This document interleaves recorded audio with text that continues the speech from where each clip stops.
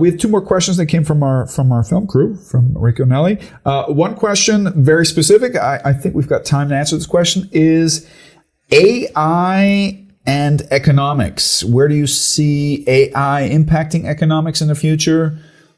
Is it invariably linked to the future development of economics? What are maybe some words of wisdom that you want to share on that? I wouldn't call them words of wisdom. I mean, I would be, guessing in the dark as much as anybody else. But basically, what I see as in terms of development area that I'm working in, one of the impacts I fear AI might have is, and Danny Roderick talks about this, is that it would shrink the window of opportunity that developing countries have to leverage industrialization for development. Okay.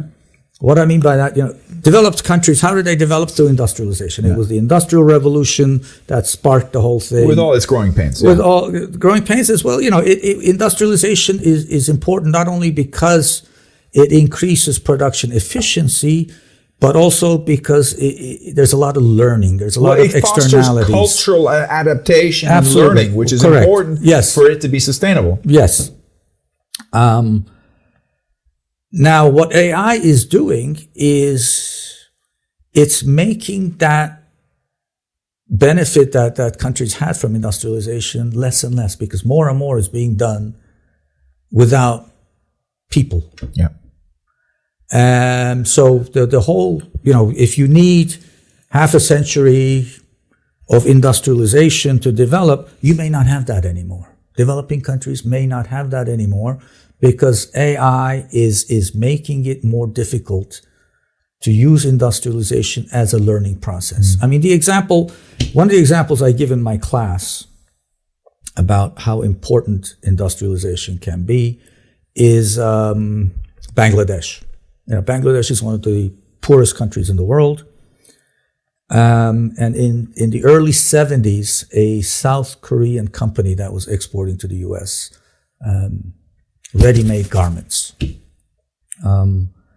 They had reached, the U.S. had quotas, and they had reached the quota for South Korea.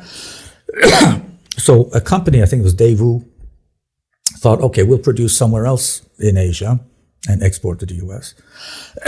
And they went to Bangladesh, set up a company, trained about 200 people to do the production and export. Within a short time, most of those 200 people learned, quit their jobs, and set up their own companies. In a very short time, there was an explosion of private companies in Bangladesh making ready-made garments for export to Europe and the US. Today, it is by far the biggest industry in Bangladesh. They're like, I don't know what the figures are, 12, 15 million people employed, or no, more than that. I think the total budget industry is about 12, 15 million dollars.